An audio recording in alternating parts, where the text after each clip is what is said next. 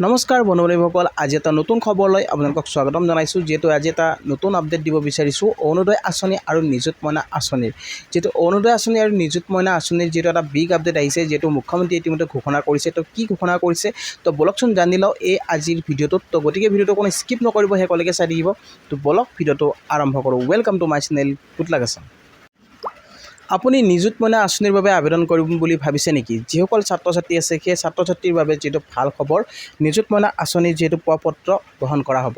তো প্ৰপত্ৰ কেতিয়া বিতৰণ কৰা হ'ব আপোনালোকক যিটো জনাব বিচাৰিছোঁ। যিহেতু ইয়াত যিটো ঈশান নিউজত যিটো এটা বিগ আপডেট যিটো দিয়া হৈছিলে, তো আপোনালোকক সেই আপডেটটো আপোনালোকক দিব বিচাৰিছোঁ।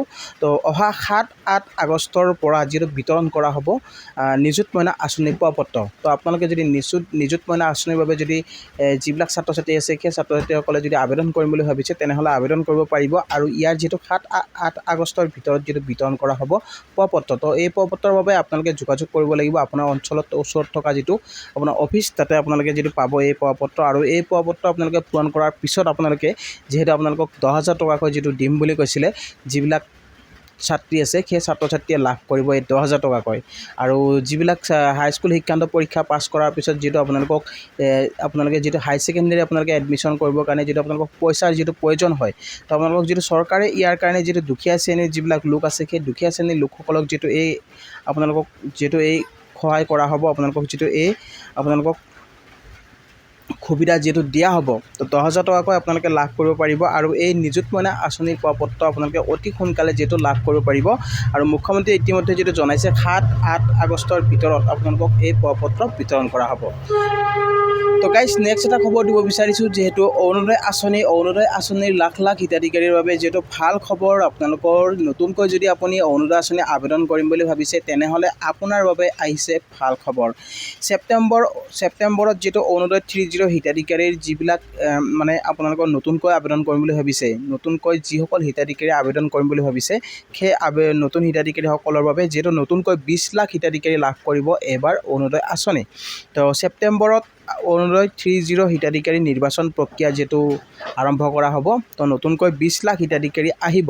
তো নতুনকৈ 20 লাখ হিতাধিকাৰীৰ কাৰণে যিহেতু এই সুবিধা দিয়া হৈছে, আপোনালোকে অৰুণোদয় আঁচনিৰ বাবে আবেদন যদি কৰিম বুলি ভাবিছে তেনেহ'লে আপোনালোকে প্ৰপত্ৰ লাভ কৰিব পাৰিব ছেপ্টেম্বৰৰ ভিতৰত যিহেতু মুখ্যমন্ত্ৰীয়ে যিটো জনাইছে যে ছেপ্টেম্বৰত আপোনালোকে লাভ কৰিব পাৰিব অৰুণোদয় 3.0 ফৰ্ম। আৰু এটা আপোনালোকক আপডেট দিব বিচাৰিছোঁ, এই আঁচনিৰ অধীনলৈ যদি আপুনি থাকিব লাগিব, এই আঁচনি যদি আপুনি লাভ কৰিব বিচাৰে তেনেহ'লে আপোনাক লাগিব ৰেচন কাৰ্ড আৰু আধাৰ কাৰ্ড। আপোনাৰ যদি ৰেচন কাৰ্ড আৰু আধাৰ কাৰ্ড আছে তেনেহ'লে আপুনি লাভ কৰিব পাৰিব। আৰু ৰেচন কাৰ্ড যদি আপোনাৰ নাথাকে তেনেহ'লে আপুনি অৰুণোদয় 3.0 লাভ নকৰে। আৰু লগতে আপোনাৰ আধাৰ কাৰ্ড লাগিব, আপোনাৰ আধাৰ কাৰ্ড থাকিলেহে আপুনি অৰুণোদয় আঁচনি লাভ কৰিব পাৰিব।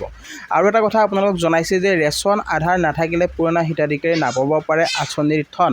যদি আপুনি ৰেচন কাৰ্ড যদি আপোনাৰ নাই বা আপোনাৰ যদি আধাৰ কাৰ্ড নাই তেনেহ'লে কিন্তু আপোনালোকে লাভ নকৰে যিহেতু অৰুণোদয় আঁচনি। যিবিলাক পুৰণি হিতাধিকাৰী আছে সেই পুৰণি হিতাধিকাৰীৰ বাবে এইটো এটা বিগ আপডেট, যিটো কৈছে যে আপোনালোকক পুৰণি হিতাধিকাৰীসকলৰ যিটো ৰেচন আধাৰ নাথাকিলে পুৰণি হিতাধিকাৰীয়ে নাপাব পাৰে আঁচনিৰ ধন। যদি আপোনালোকে ৰেচন কাৰ্ড যদি আপডেট কৰা নাই বা আপোনালোকে যদি আধাৰ কাৰ্ড যদি আপডেট কৰা নাই তেনেহ'লে কিন্তু আপুনি যিহেতু অৰুণোদয় আঁচনিৰ পৰা বঞ্চিত হ'ব পাৰে। তো সেইকাৰণে আপোনালোকক যিটো মুখ্যমন্ত্ৰীয়ে কৈছে আপোনালোকক ৰেচন কাৰ্ড আৰু আধাৰ কাৰ্ড আপোনাৰ প্ৰয়োজন হ'ব।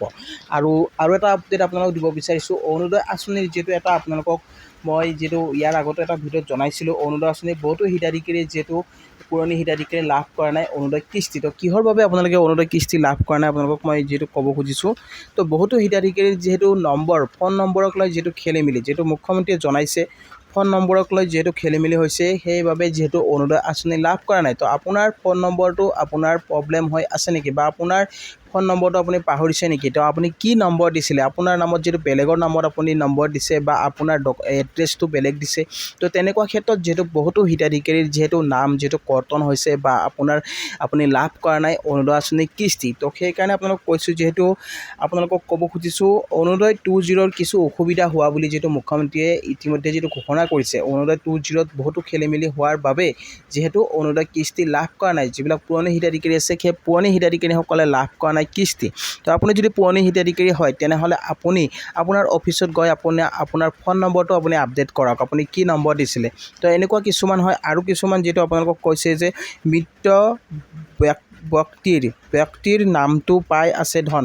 তো নামতো যিহেতু যিবিলাক মৃত্যু হোৱা যিবিলাক ব্যক্তি আছে সেই ব্যক্তিসকলৰো যিহেতু নামত অৰুণোদয় আঁচনি লাভ কৰি আছে, যিহেতু মুখ্যমন্ত্ৰীয়ে যিটো জনাইছে মৃত্যু হোৱা ব্যক্তিও লাভ কৰি আছে অৰুণোদয় ধন।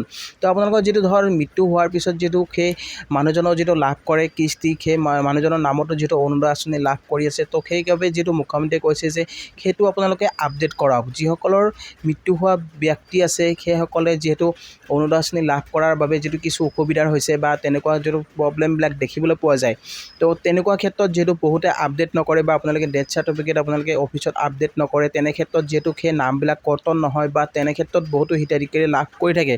তো তাৰ কাৰণে যিহেতু খেলিমেলি দেখা গৈছে বা সেইকাৰণে যিহেতু পুৰণি হিতাধিকাৰীৰ ক্ষেত্ৰত বহুতো হিতাধিকাৰী এতিয়াও অৰুণোদয় আঁচনিৰ পৰা বঞ্চিত হৈ আছে। তো গাইজ আপোনালোকে নিশ্চয় বুজি পাইছে। আৰু এটা কথা ক'ব খুজিছোঁ, এইবাৰ যিহেতু অহা 10 আগষ্টত অৰুণোদয় আঁচনিৰ যিহেতু বহুতো হিতাধিকাৰীয়ে অৰুণোদয় আঁচনি কিস্তি হয়তো নাপাব পাৰে। তো তাৰ কাৰণে আপোনালোকে অফিচত কিছু আপডেট কৰিব লাগিব, আপোনালোকে জনাব লাগিব আপোনাৰ কি খেলিমেলি হৈ আছে। আপোনালোকে সেই বস্তুখিনি আপডেট কৰক, আপোনাৰ ফোন নম্বৰখিনি আপুনি আপডেট কৰক। আপোনাৰ যদি ফোন নম্বৰ বেলেগ থাকে বা আপোনাৰ নামত আপোনাৰ যিখন চিম আছে সেই চিমখন আপোনালোকে ব্যৱহাৰ কৰি থকা চিমখন আপোনালোকে দিয়া নাই, বেলেগ এটা নম্বৰ দিছে বা আপুনি OTP আপুনি ল'ব পৰা নাই, তেনেকুৱা ক্ষেত্ৰত যিটো খেলিমেলি দেখিবলৈ পোৱা যায়। তো সেইবাবে আপোনালোকক যিটো কোৱা হৈছে আপোনালোকে আপডেট কৰিব লাগিব। আপোনাৰ অফিচত গৈ আপুনি আপডেট কৰক আপোনাৰ ফোন নম্বৰটো খেলিমেলি থকাৰ কথা যিহেতু ইতিমধ্যে উল্লেখ কৰিছে মুখ্যমন্ত্ৰীয়ে। তো সেইবাবে যিটো বহুতো হিতাধিকাৰী যিটো অৰুণোদয় আঁচনিৰ পৰা বঞ্চিত হৈ আছে। তো গাইজ নিশ্চয় আপোনালোকে বুজি পাইছে। আৰু নতুন হিতাধিকাৰীয়ে যিটো এবাৰ লাভ কৰিব অৰুণোদয় আঁচনি, এবাৰ যিটো 20 লাখ হিতাধিকাৰীক দিয়া হ'ব অৰুণোদয় আঁচনি। তো তাৰ বাবে আপোনালোকে ৰেচন কাৰ্ড আৰু আধাৰ কাৰ্ড আপোনালোকে যদি ৰেডি কৰক, যদি আপোনাৰ সেই বস্তুখিনি আছে তেনেহ'লে আপুনি লাভ কৰিব অৰুণোদয় আঁচনি। তো গাইজ নিশ্চয় আপোনালোকে ভিডিঅ'টো বুজি পালে। তো আজিৰ ভিডিঅ'টো আপোনালোক এইখিনি জনাব লগা আছিলে। তো গাইজ ভিডিঅ'টো চাই যদি ভাল পাইছে তেনেহ'লে এটা লাইক আৰু শ্বেয়াৰ কৰি দিব নাপাহৰিব। আৰু লগতে মোৰ চেনেলটোত যিসকলে নতুনকৈ আহিছে তো চেনেলটো ছাবস্ক্ৰাইব কৰি ৰাখিব আৰু কাষত থকা বেল আইকনটো প্ৰেছ কৰি দিব, যাতে এনেকুৱা ধৰণৰ নতুন খবৰ আহিলে সকলোতকৈ আগত পাই থাকে। তো গাইজ আজিলৈ ইমানে। জয় আই অসম।